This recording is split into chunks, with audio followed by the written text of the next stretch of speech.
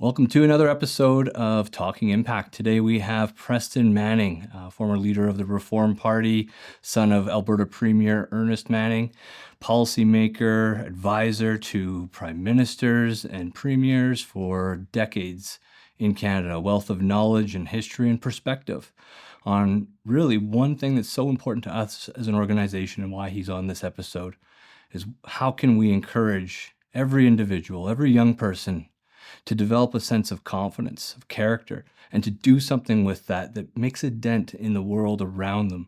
Not necessarily through politics, however, that's the topic of conversation in Preston's context, but all the way down to how can we as mentors, role models, parents, help young people to see who they are, to be more of who they are, and to do so in a way to step out and support their community, their friends, their peers, and their nation.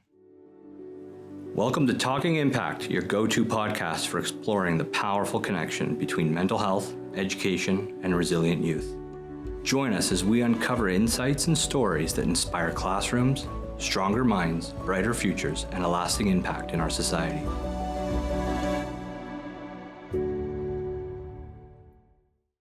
Well, welcome to the show, Talking Impact. Impact Society has been around for 30 years, an Alberta-founded charity that provides programs to youth, especially in schools, helping them develop confidence, character, integrity, and purpose. I don't know if you ever met Jack Toth or Colette, his wife, who founded the organization back in 1994, but they're real examples, I think, of that Alberta spirit of doing something about the things you're most passionate about in this world, and keeping in mind that Oh, next yes. Yeah, generation. yeah. So that's what we do, is having these conversations about the world these days, talking to experts, whether it's in government or psychology or education, to really help unravel how we can, as individuals, support youth in our life, whether it's our kids, our grandkids, youth that we're mentoring, youth that we're teaching in class. What are the things that we can do to not just stem the rise of mental health issues and addiction issues, but how do we get ahead of the curve? How do we get upstream with this and ensure that every youth has the tools they need to live a successful life? Sure, but really a flourishing life, one that builds themselves and builds others as they go into their adult years. So yeah, really the reason we wanted to talk with you today, especially, your experience in Canada in leadership and leading the Reform Party and the policy work you do right now, is, clearly been dedicated on creating a better future for all Canadians.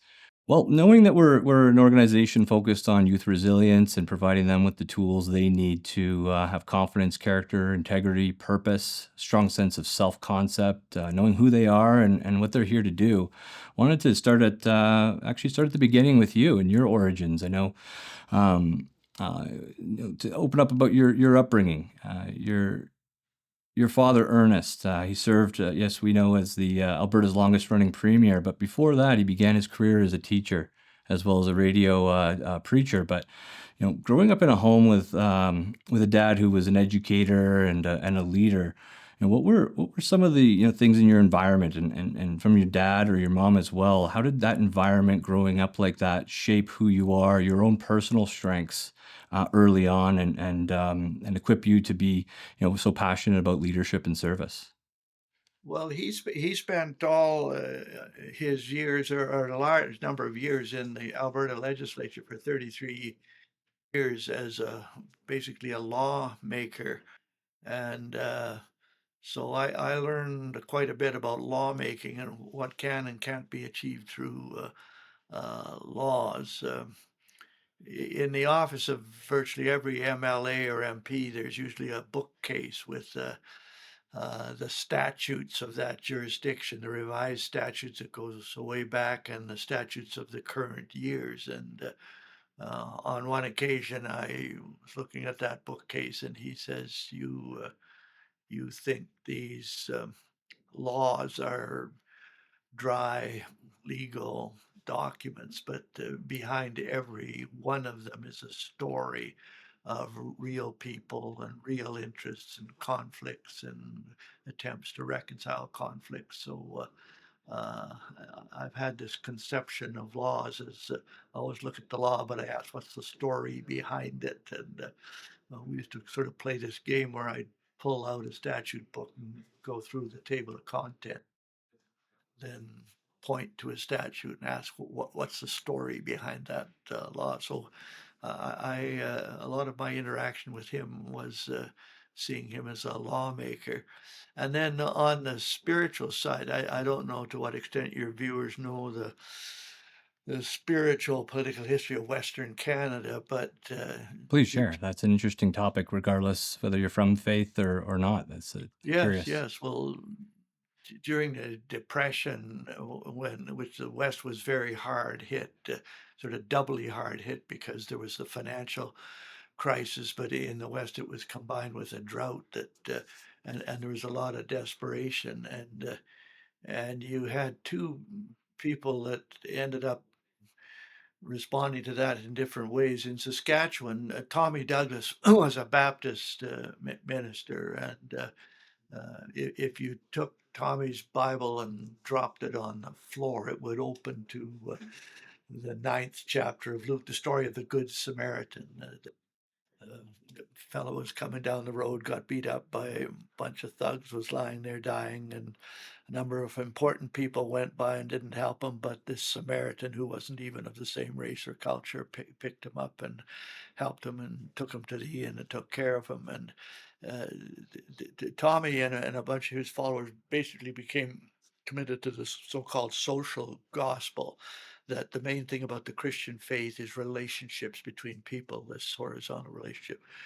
In Alberta, there was a high school principal in Calgary, William Aberhart, who pioneered religious and political radio broadcasting in Canada. He was one of the first people to use the radio to communicate with large numbers of people. And if you took Aberhart's Bible and dropped it on the floor, it would open up to the third chapter of John's Gospel, where Jesus talks about the necessity of being born again in order to have a right relationship with God. You have to have that relationship in order for this relationship to work. It's kind of ironic that the social gospel people were carrying around a crossbar, the evangelicals were carrying around a vertical pole. If you together. You actually had the cross. But my father was raised on a homestead in Saskatchewan, and he and his brother ordered one of these crystal radio sets from the Montgomery Ward catalog. This was really advanced technology in those days, and they set up this radio where he could listen to, and he happened to listen to Aberhart's broadcasts and made a personal commitment to Christ through listening to that, and decided to come. Aberhart set up a school in Calgary for training ministers. So my father came over and was one of the first students at that school. He met my mother through the Aberhart's work. So our family had this evangelical Christian tradition. It was very much part of our own and my own upbringing. And like many young people raised in that circumstance, you reach a point, usually in your teens, where if you're thinking at all, where you have to decide, is this am I sort of committed in this Christian direction because of I've been culturalized into it because it's my family, or have I made a personal commitment by self to what my spiritual relationships are? And I think it's important for young people you'll be raised in a certain environment, but at some point you have to ask, am I committed to what's been taught here because of a decision of my own or not? And if you do make a decision of your own, then it's a deeper commitment than if you just kind of go along with what the family was. It's a long, rambling answer to your question, but I was raised basically in a political home where lawmaking, my dad made laws, not widgets, and with that spiritual dimension to it. I think whether you're from a faith background or not, from a different era or this, that there is that still that commonality of being raised in a home with a certain set of expectations and rules and values. And then there comes that time to form them on your own, whether that's completely independent of that home or in line with, but to live them out in a new way within your own context, within your own passions. Now you mentioned, just how your household emphasized both faith and public service, and especially back then, and still, like every traditional culture, whether it's recent, current, or way in the past, those were inextricably linked. Um, how do you see that has shifted in Canada from an education perspective, and how do you see those two things being, related, faith and service, or faith and government and law? Well, I think the society has become increasingly secular, and particularly the elites in our society. This may be a bit of a diversion, but a lot of talk of politics is through the lens of left, right, center. People describe politicians, parties, left, right, center. I think a more dominant axis is actually vertical between bottom up grassroots organizations and aristocratic elites at the top. Yeah, so I think the more contemporary axis is actually vertical in the political arena between bottom-up grassroots democratic. This is occurring in dozens of countries. More recently, it occurred in the United States. That's what the Trump phenomena is, and in that context, particularly the elites that tend to dominate the political discourse are increasingly secular, if not almost anti-religious. In Quebec, for example, there's basically an anti-religious culture, but partly as a reaction to the involvement of the Roman Catholic Church Mhm. in provincial politics, a negative reaction against that that makes Quebec almost anti-religious. So I think we're in a context where the elites in the scientific world, in the political world, the economic world are secular. We do not talk about faith at that level. Whereas still in the grassroots, as I think Angus Reid's done some surveys show that still, notwithstanding the secularity of the elites, you've got over 50% of the population say they have some kind of faith commitment and value faith commitment. So it's within that context that we have this struggle of and I think, unfortunately, in education, education tends to have been dominated by secular elites that say there's no place for the spiritual dimension here. And so, and maybe this has always been the case. The inculcation of values is still the function of the family. If it's not done at the family, you can't count on the educational system to do it. Maybe you shouldn't count on the Right. educational system Yeah. to. So I think that's the situation we're in. You and I were chatting a little bit earlier on it. It is maybe ironic that if an indigenous person, even in a secular setting, says, "Well, I'd like to say what my spiritual perspective contributes to this," there would not be an objection to that at all. It would not be Yeah. politically correct to object to an indigenous person wanting to talk about the spirituality, which indigenous people often will do. Mhm. And in a way, I see that as a hopeful thing that maybe that opens a crack in the door that tends to ban the spiritual discourse Yeah. from the public square, and that may be a Mhm. hopeful a hopeful Yeah. development. Yeah, I think so too, and I see a lot of, especially in the work we do with Indigenous programming and Indigenous nations, a lot more freedom to share those traditional ways of Yeah, knowing and ways of being yeah, and ways of understanding our place in the world and our place in society, which is something that's been, over generations of, colonization has been stripped from many Indigenous communities, and that resurgence you see being a vital part, critical aspect of working through the truth and reconciliation process, and finding, a way forward, despite the generational trauma and what have you.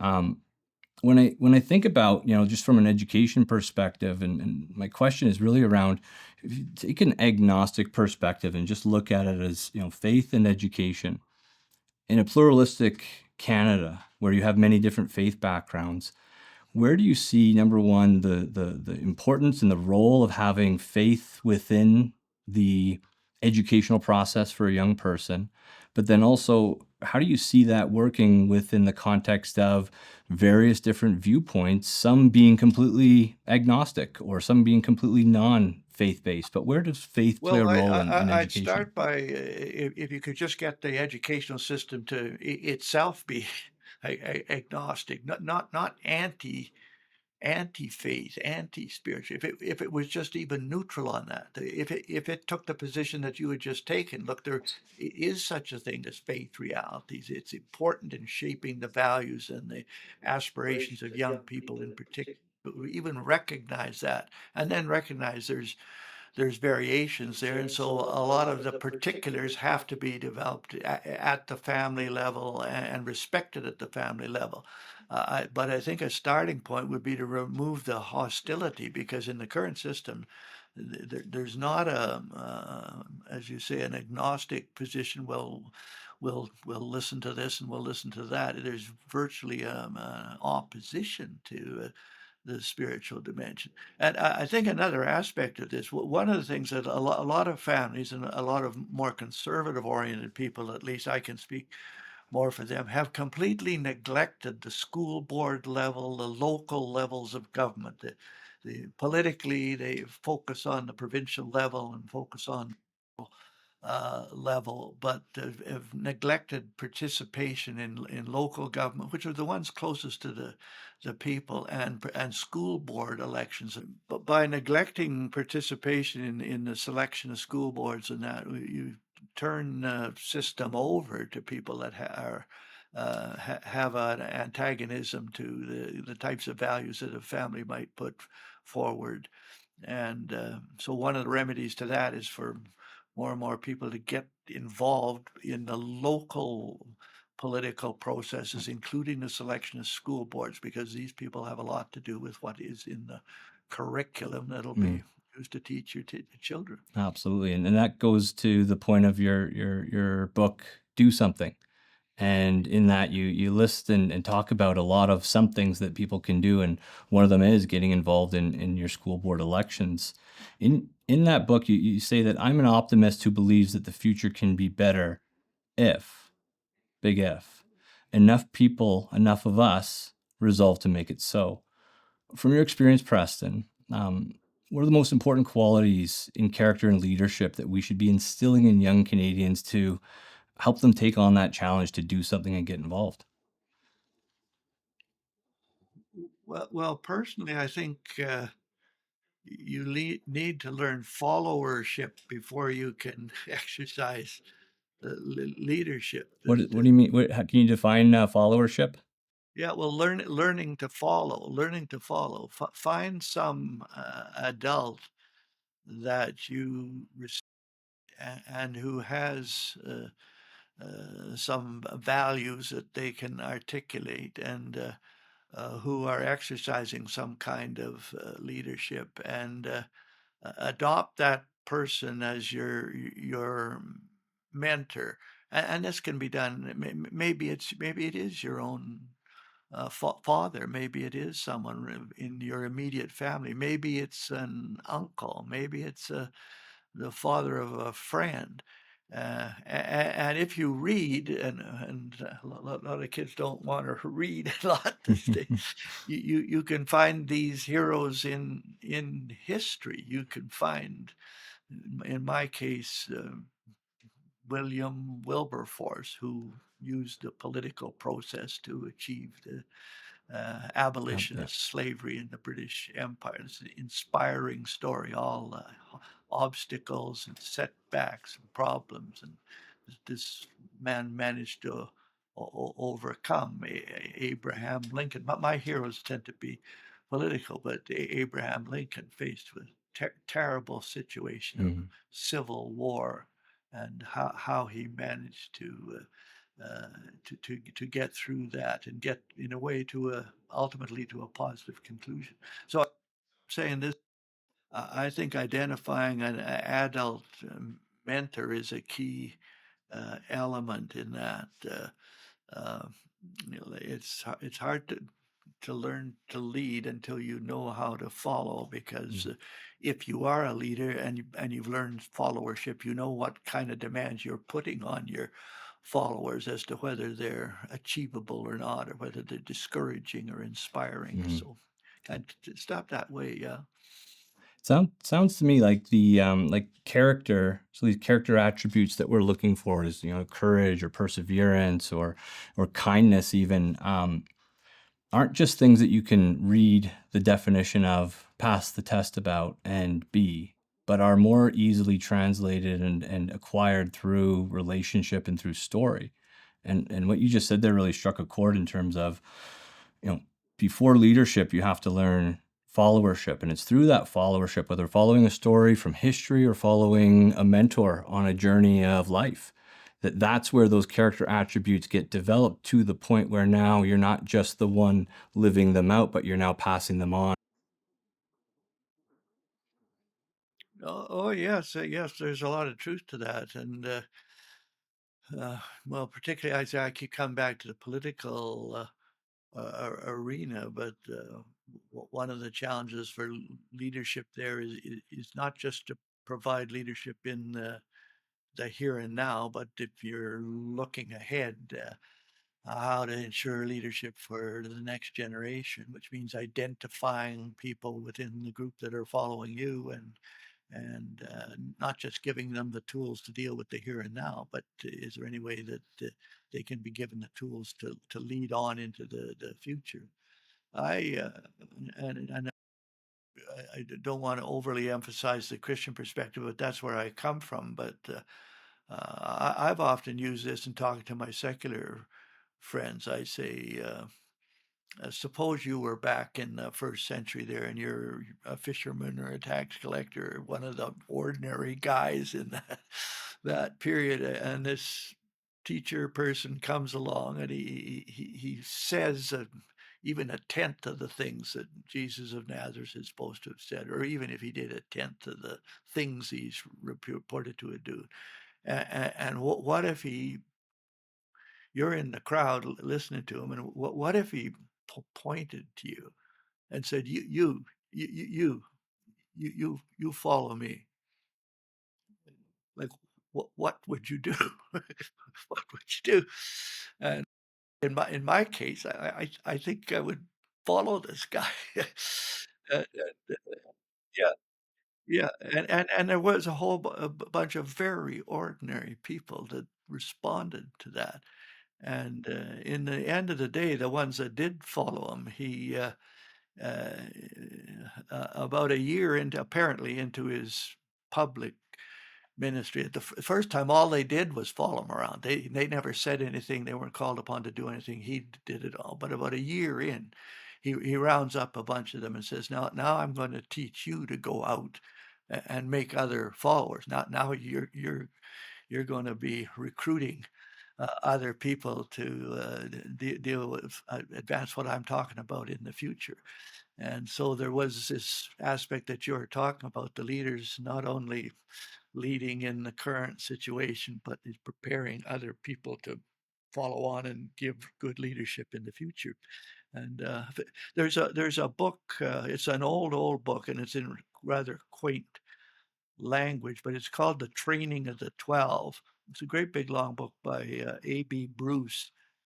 I think he was a theologian or a writer of some kind in the 19th century, but it's an exhaustive study on how did this guy in an obscure corner of the Roman Empire round up 12 very ordinary people and somehow impart to them leadership skills and a message to be communicated that, you know, 20 centuries later, there's still a half of a billion and a half, 2 billion people who know who they are and know at least what they were trying to do. It's quite an inspiring story, but it's on exactly that. How do you train leadership, not just for the here and now, but train them for the day after, even for the centuries? See an emerging pattern here in terms of developing leaders, whether even take the faith or put an agnostic perspective on it, and it's something that's been replicated for over 2,000 years of training and equipping, believing in those people, whether how common they may be, but helping them to first see who they are, find their strengths, find their way, help them become followers, help them to become people of character, and then to send them out to spread that same model and replicate it. I don't want to, Mary Kay comes to mind, but so too does every political movement that I've studied and read about over the years. And you mentioned earlier, Preston, about the role of the family in instilling these values and the necessity of it. Wholeheartedly agree, and it's not faith per se, but it's the values, it's the understanding what rules we're to live by in order to know who we are within the context of our community as well as within the context of our future. What role do you see within Canada now or even going forward that can be more intentional?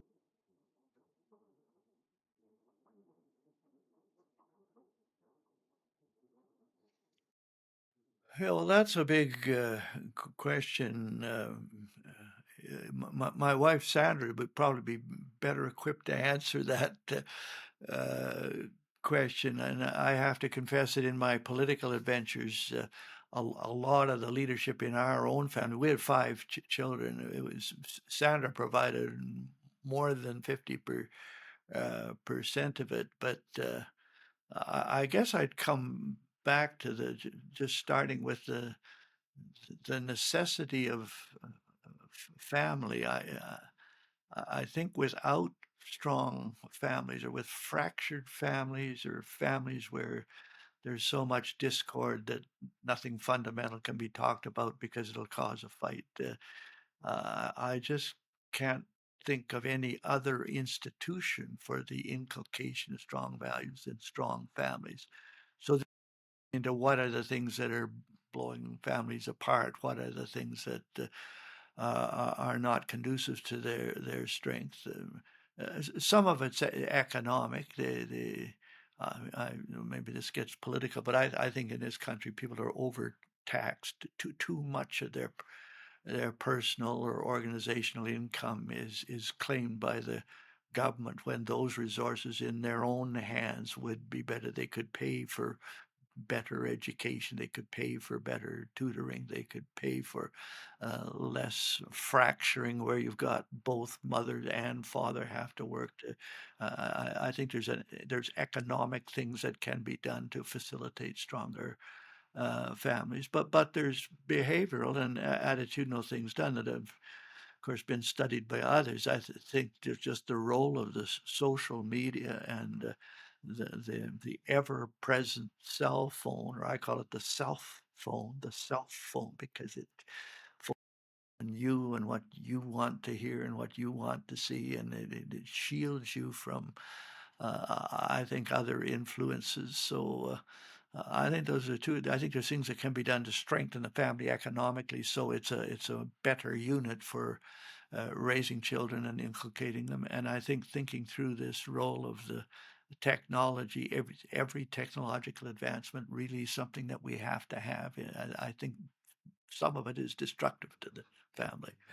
One thing I've observed and there's good literature around is the whole identity formation process in early adolescence, and in line with that is values. Traditional cultures, even religious cultures have these rites of passage that are intentionally built into the framework and the process of early adolescence for very clear reasons. And it's not that by removing those we remove just the perceived negative aspects of it, but without being intentional in developing identity and self-concept and values, they still form, but they form in a vacuum. And when you talk about that, the black mirror of our cell phone, that is that ever constant presence that's showing, especially young people, this glimpse of a idealistic outside world or a certain view of an outside world that's putting onto them a sense of who they should be,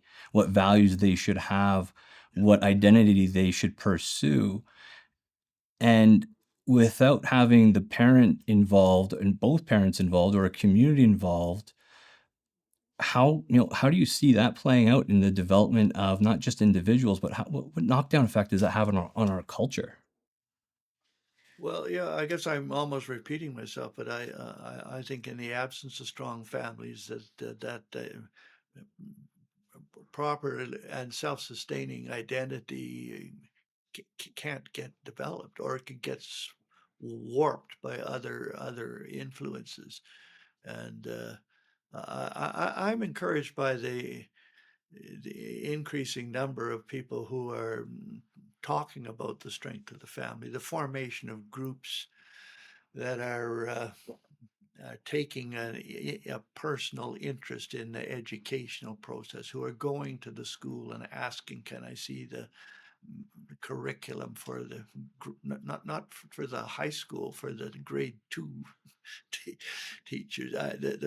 There's more and more groups or individuals that are doing that, groups that are doing that, and I see that as encouraging, because it's along the lines that we're talking about, Mm, strengthening the family taking a greater role in the formation of values, particularly at those younger ages. If I could flip the salary paradigm in education, I'd pay the kindergarten teacher and the grade one teacher what we're paying the university professors today, and mhm. I think I'd dock the pay at the other end, Yeah, yeah. because as an awful lot of research has shown, those early years are so fundamental. One of the worries, I think you've probably dealt with this during the COVID crisis, where the schools were shut down for a period. That there are, I know grade three teachers that said I've got 8 year olds that never learned socialization because they were not at kindergarten, or they Mhm. were not at some place where they had to learn not the ABCs or the one, two, threes, but how to get along with other people. Or you can't punch Joe just because you disagree with. Yeah, That's learned yeah, at, yeah, at that level. yeah. And saying that, if children get to grade three and they have not learned that socialization process, they're a real problem. As schools in Alberta, at least, have actually had to hire additional psychological resources to try to deal with that problem. So I guess it just emphasizes, whatever we're going to do to improve the prospects of the next generation and the value side, the more that it's done early through stronger families and stronger approaches at those younger ages, the better. I agree. I absolutely agree, and it takes, the school really is the center of the community, and if we're going to support young Oh, people, it's gotta be done in school, and after just, school, and I at know I'm home, breaking right? in here, but I remember I asked at that time he would have been, yeah, six. My youngest son's oldest son. He was six. So I asked him, why do you go to school? He says, to play with Paul. Like, that's an interesting answer. Like, Mhm. and he's quite a sharp little kid. He didn't say in order to learn to read or to do it. It's a social answer. I go there to, Yeah, I've got a friendship there, and to play with that. And yeah. I think this attention to the relational side and the teaching of the relational side at those young ages is so fundamentally important. Absolutely, and it's a lot of fun. I got a 4-year-old son and an 8-year-old girl, and, seeing them personally develop through social, expression is key. It's both ends, psycho and social, in order to understand who we are within the context, how we're supposed to act, who we're becoming, and Yeah, those relationships we build, those shared passions that we develop, are absolutely fundamental.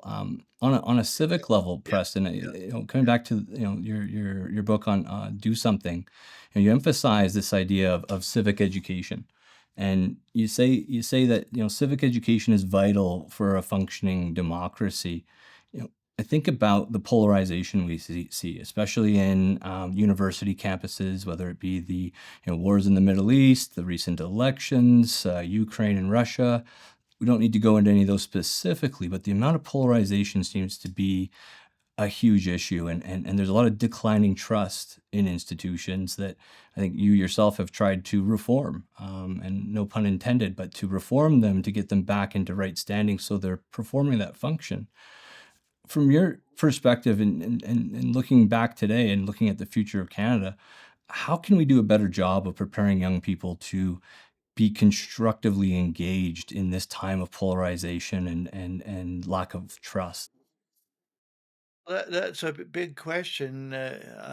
I think if we could provide models for them of an alternative, that there is such a thing, for example, as democratic discussion, which is different than this polarization phenomena. Democratic discussion involves you get a bunch of people together who represent something or somebody, but then proposals, it can be policies or laws, are presented to that body, and you encourage their presentation.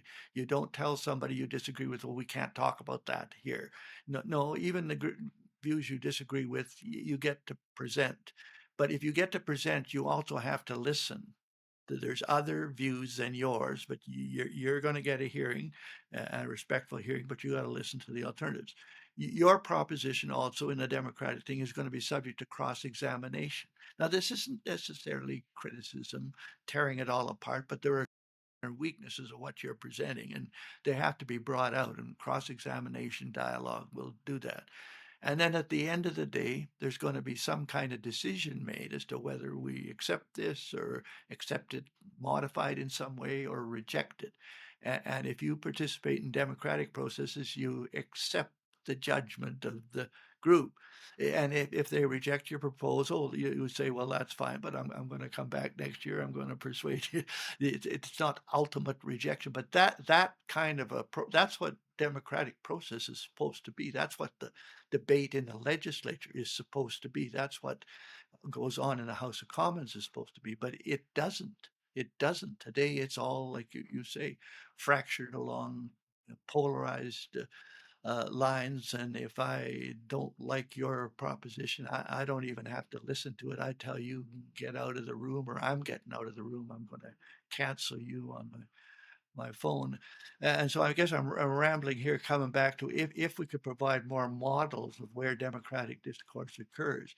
And it's very hard to change the parliament or the conduct of the legislatures. It could be changed by a certain kind of democratic leadership.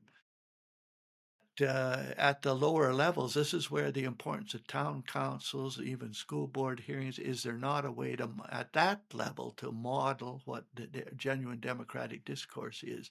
And to model it, because I think it's a better way of governing, but also modeling it so that the younger generation, like right now, the younger generation, if they get even exposure to the political process, better prospect it'll turn them off. That so like on one hand you want them to get involved, but if their exposure to it is to say, if that's what democratic politics is about, well, I don't want to have anything to do with it. So coming back to that and modeling it maybe at the more local level is easier to do than modeling it at the higher levels. Right, right. It's the pedagogy, and oftentimes that's not the topic of conversation at the top. It's how do we actually win this debate? How do we get our perspective or our law passed, or how do we get our 30-second clip? I Something you said reminded me of something I say to my kids all the time. Other than heroes, the most important class you'll take is show and tell. And if you think Okay. about a more like, what's the most fundamental example of this democratic discourse where you share your ideas, you show people what you believe, what you're passionate about, and you entertain some questions and discussion around it. And I can't help but think that in its purest form, that's what democracy is about. It's the respectful circle of show and tell and sharing one another's perspectives and then coming to a consensus versus just going out there to try and say, well, my Spider-Man toy is the best toy in the world and all of your toys are terrible. Yeah, or in a legislature, if your idea, your proposals gets rejected, you don't leave the legislature. You don't pick up your seat and walk out and say, "Well, I'm not gonna be here." Yeah. You don't do that. No, you come back, you'll get another kick at the can probably, and, but this today, this sort of cancel culture where if we disagree with someone, "Well, I don't want anything to do with you. I don't even wanna listen to what your arguments are." How can that possibly lead to a productive outcome? Yeah. I don't know. And I would maybe even think about and consider that that really is the fundamental value of liberal democracies, is that we all have a different perspective and a different opinion, and there is no right to cancel one. Where do you think we lost that in so many ways? Well, I guess it can be lost at various levels. At the political level, I think where it's been lost in the House of Commons, for example, is just the excessive partisanship, where we have this party and that party, and if we fundamentally disagree, then we can hardly have even this productive discourse. You probably don't want to get into political fixes, but what one simple thing that could be done. I tried to talk Jean Chrétien into this. I said, I'll write it out for you. All you got to do is get up and say this. It'll take 20 seconds. He says, I don't think so. But this, in the legislatures and the parliament, uh, there's this confidence convention where if the government loses a vote, it's obliged to resign. So you can tell the members, look, you disagree with this bill. You're talking to your own members. You disagree with this bill. You disagree with clause 39 or something. But you can't vote against it. You could bring down the government. So the solution to that, and this has been suggested by more in some of the Western legislatures, is to have freer voting. But you have an understanding on the confidence convention. This government, Prime Minister gets up and says, Carney could do this tomorrow, says this government will not resign unless it loses an explicit vote of non-confidence. It will not. And because we lose a vote on Bill 39, it will not resign because we lost the motion on to adjourn the House at 3 o'clock. It'll only resign if we an explicit motion of non-confidence that says let's do that, and then you can allow your members freer voting. The combination of the confidence vote measure and the freer voting. Now the members could have freer voting. If you, as a member, still a member of the governing party, has a different view, your constituents have a different view, or your values have a different view, you can express it without bringing down the entire government. And that one measure, that making the confidence convention more specific and allowing freer voters to members, might be the start to getting more genuine democratic discourse in the parliament, that all the members of one party don't have to agree on 100%, and they don't all have to agree on shooting down the other guy. I think that would be a start toward modeling democratic discourse at that higher level. And if we don't start, the the challenge of recruiting people to run for public office is getting harder and harder. Just good people, qualified people, people with values and capabilities just won't touch the political process. They say, I'm not going to be subjected to those kind of rules. And the other thing they say is, I won't subject myself and my family to the abuse that I will get mainly through the social media. And so it's getting harder and harder to get some of the kind of people we might be talking about to run for public office at the federal level or provincial level, and even at the local level. Yeah, even for the school board, I even think about, that as such a necessary piece. You talked about that before, as us as individuals getting involved in the voting for the school level, but also those running. Like, it takes a lot of courage, and more so today than ever. And that was really leading into my next question. That what you just said, though, was around, a lot of people are passionate about the world around them, about their community, about their nation, and want to see it flourish and want to see good people step into the public arena. But there's all these challenges that you just articulated really well that lead to us feeling either overwhelmed or at the worst completely cynical and disengaged, not feeling as though there's ever going to be an opportunity to have a voice, have a seat at the table. You said really well what we can do at a macro level, and actually that's a great way to think about it of the whole cancel culture that even permeates in the House. Of course, the party in power wants to make rules that make sure that its bills get passed, but then at the same time, it's squashing political discourse. It's squashing democratic choice and building a sense of cancel culture. If I step out of line, I could be the next one who has to resign my seat because there's no home for me just because I declared that I didn't agree on a nuanced bill or a certain aspect of it due to conscience or due to the people who actually elected me. So when you think about that and that young person who may be a student or that parent who has a kid who's really passionate about leadership, whether it's in their school or in their community, or an educator who wants to inspire young minds to do something, how do you see the role of the mentor or the parent, the coach in helping that young person to be able to face that scrutiny? Because I don't think we can get rid of that difficulty and how much worse it's gotten with social media and whatnot and polarization. But how would you go about mentoring a young person to step into that public? Well, I think the mentor has to display the attitude toward the criticism and the opposition that you're trying to maybe convey to the younger person. If you yourself get all upset when there's attacks and everything else, well, that's sending the wrong message to your mentee because, but if you can demonstrate some capacity as to how to handle that, how to live through that. I coming back to my own background, I model of my father. At one time, my parents had a housekeeper that looked after my brother and myself a lot of the time when they were away. And one of these, well, they were more than a housekeeper. They were I don't know what the right word would be, but anyway, one of them got the idea that all the attacks on my father politically would be damaging to us as kids.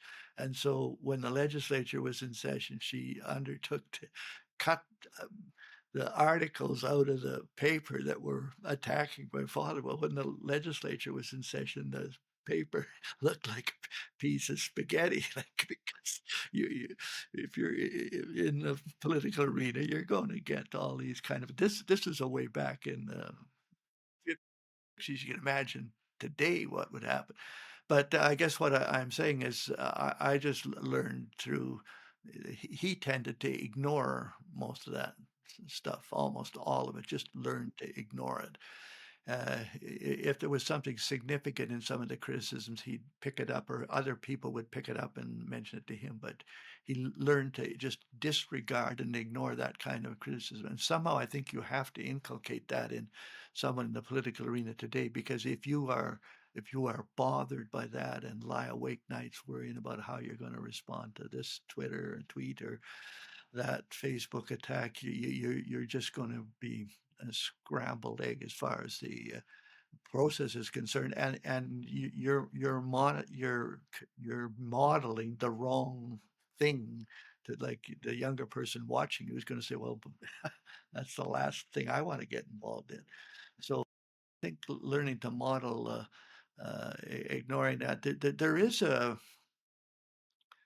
technique for dealing with the criticism and fringe ideas that it's less exercisable today because there's fewer and fewer things as town hall meetings. We used to have town hall meetings where it wasn't just the partisans that came to it. Today, you hold a public meeting, a politician holds a public meeting, often 90% of the audience is its own people because that's the way it's done. But it used to be that you had a meeting in a town, ordinary people would come to find out what's this person or this group talking about.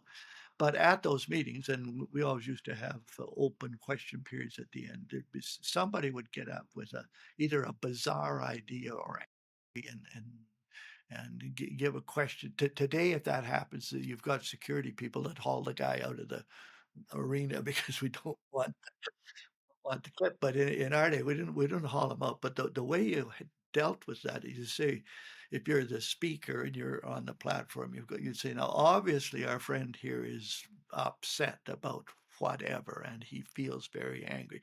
But surely what he has said that does not reflect the thinking of the people in this room or this community, and you hardly get that out before the audience starts to clap because they're embarrassed by the extreme or the anger that's expressed. But it's his fellow townspeople that are telling them that's not acceptable. It's not the guy on the platform who could have him hauled out if he goes too far. That capacity and under those circumstances to bring the pressure of the community to bear on extreme expressions of anger and resentment and solutions that are based in that. I'm not sure how. There's probably people out there, or maybe even your folks. There's ways of bringing that pressure to bear, maybe through the social media in a positive way. That was one of the way we used to deal with it in public meetings, and it's not cancel culture. It's calming that person down using the pressure of the community who disagrees with it. That actually reminds me, I think it was Epictetus or one of the Stoics who had a recommendation on how to deal with criticism, especially when it gets personal. Not just policy or ideas that they're criticizing, but now they're coming after you, is to say, obviously you're aware that I'm a flawed human, but not aware enough to have mentioned all the other things that I would have if I was in your position. Yes, no, that's very good.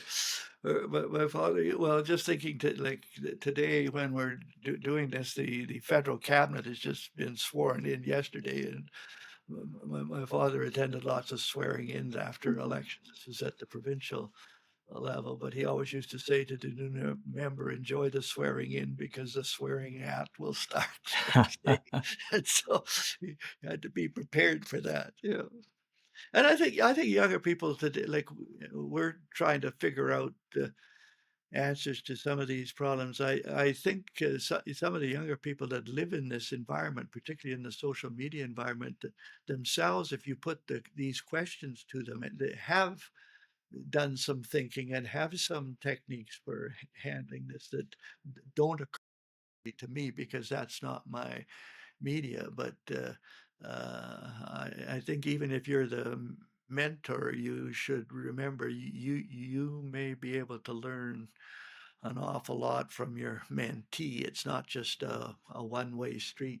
Absolutely. It seems to me that, doing something, whether that be answering a question in the classroom or becoming a federal MP, requires a few essential ingredients, and courage being one of them, but with confidence and character. And I think a lot of our conversation, a lot of the work that we do is about helping individuals develop a sense of what their character is, what does integrity look like for me, and how do I live this out personally, but also within all the relationships that I have, and the opportunities that I'm pursuing, and the purpose that I have. In do something, you say the renewal of our democracy requires the renewal of our individual and collective character. And I just think that that brings everything we've talked about and everything that we do so clear into sight, and ties into what Impact Society mission is, and helping young people to become heroes, to build their character and their resilience.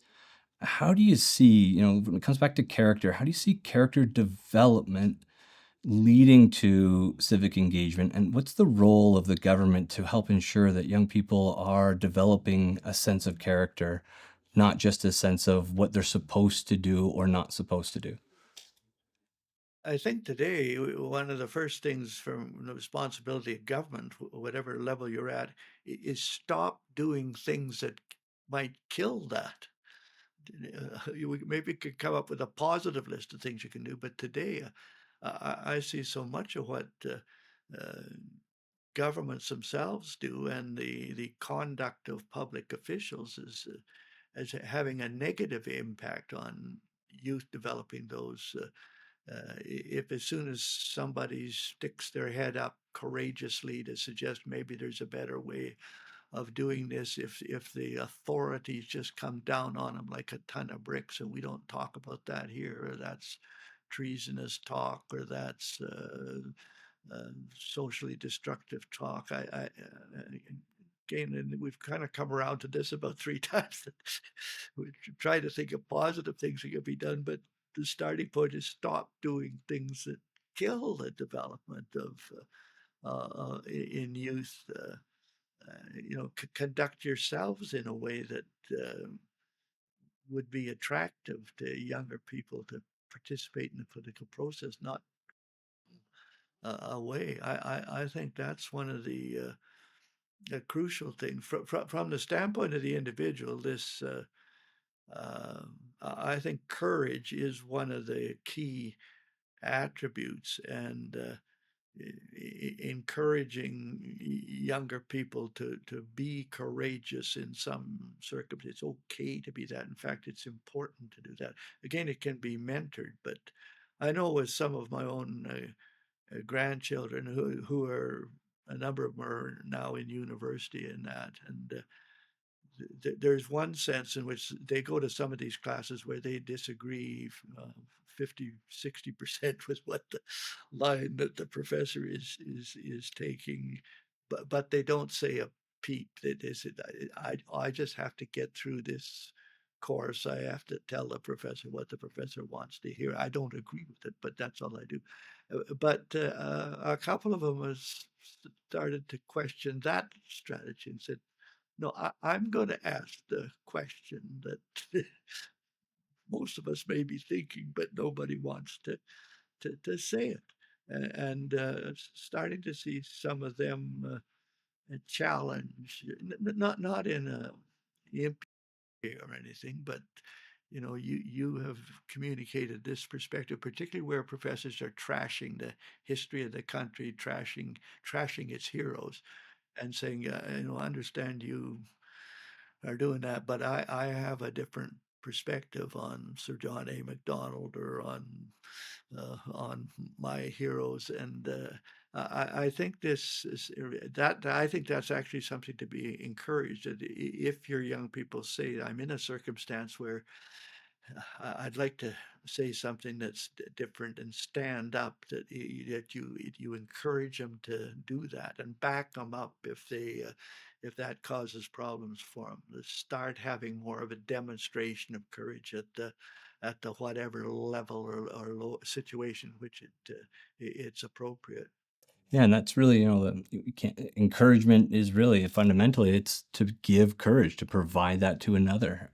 Yes, encouragement. Yeah. Yeah. What do you see in our culture today, or in youth culture specifically, that encourages you about the future of Canada and the future of our society? Well, I've a critic of Canadian democracy all my life in the sense that I think it could be made a lot better. But having said that, I was involved in a meeting of five people at one time in about 1987 who were dissatisfied with political options at the federal level and decided we're going to do something about it, not just endless talking. This is in Western Canada where there's endless talking. So, and we couldn't exactly agree on what to do, except that, well, maybe we should hold a bigger meeting and lay out what some of the options were. In our case, it was, do you work through an existing political party with which we have some good connections? Do we create a pressure group or an interest group that can lobby the current federal government to do something different?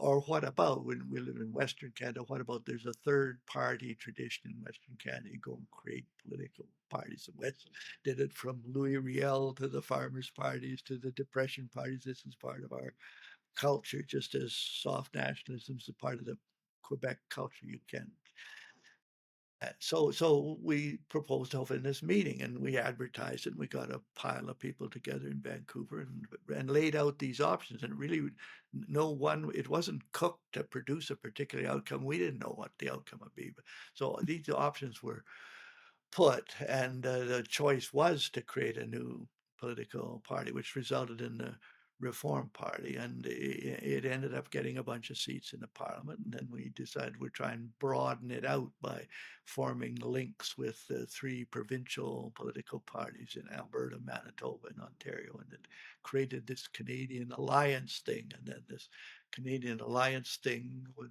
Stephen Harper became the leader of it, and he negotiated with Peter MacKay, who was the head of what was left of the old Progressive Conservative Party, and created this new party, Conservative Party of Canada, which ended up forming a minority government and a majority government. But this was five people who couldn't even agree quietly about, or particularly about what it started. And the fact that you could not do that in the United States today, you would need a fortune to create something that went from the seed of five people to a governing party capture the Congress. You couldn't do that. So I tell that story, regardless of whether people agree with that particular perspective. The fact that Canadian democracy, with all its flaws, allowed that kind of thing to happen, I find that encouraging.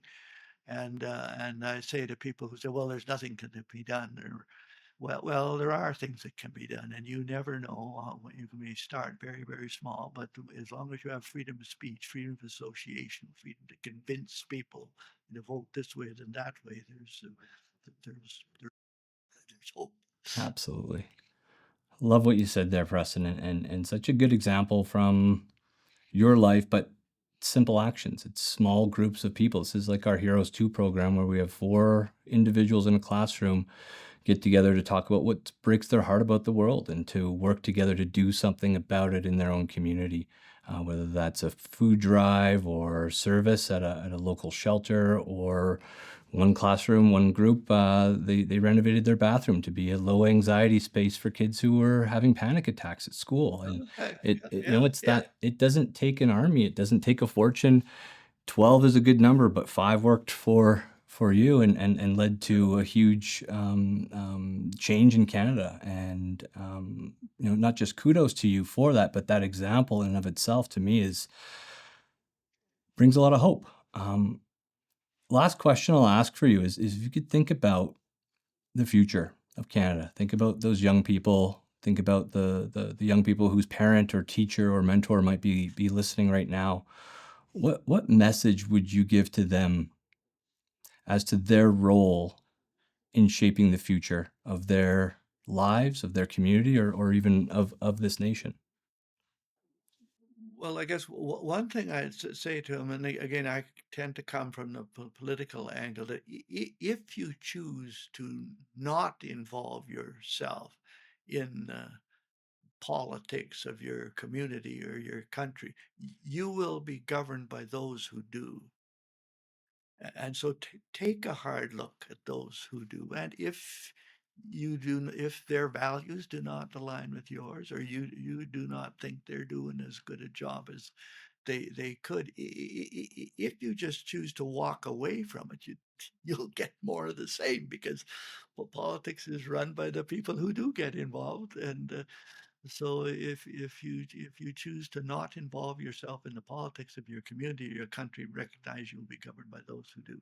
And if you're dissatisfied with what those are doing, then it's almost a call to get involved. And I guess the second thing I'd say, just repeating what we've already said, that it does require courage to speak up and stand up in certain circumstances where you should. And I would encourage younger people to, when you find yourself in that situation, and you can identify that it would take courage to do this thing, that then do that thing. Do what courage dictates to you to do, rather than allow the assessment of the risks to make you stand down or shut up. It's like long division. Having the right answer doesn't get you the full mark. You got to show your work. You got to do it. And you got That's to put right. Yeah, yourself out there, right or wrong, right? that's right. Awesome. Well, Preston, thank you so much. Any last words or any comments about what you're working on or how people can get involved in Well, don't want to get too deep into that, but I do think the country's going to face some major unity problems. You've got Quebec, increasing number of Quebecers who say they have no particular loyalty to Canada, and I think you're going to see a major effort for at secession there. And there's growing unrest in Western Canada. We have to see how this new government responds, but I think that there's a danger of the country cracking up, and younger people are going to have to decide what their role might be in relationship to that. But that's a discussion for another day. For another day. I'd love to be part of that conversation. And yeah, any way that we can in terms of supporting young people to develop their own sense of self, their own sense of confidence, character, courage, integrity, and a sense of purpose beyond themselves. How am I doing what I'm doing in a way that's supporting others, not just me as an individual? Yep, yep. No, you're doing that's a very useful service, and you know, whatever we think the future belong is going to belong to these younger people. So by endeavoring to equip them to cope with it, we're really helping to determine the future of the country. Well said. Thank you, Preston, for your time, your service, and for your courage. Okay, well, thank you. Good to be with you. Good to be with you as well. Take care.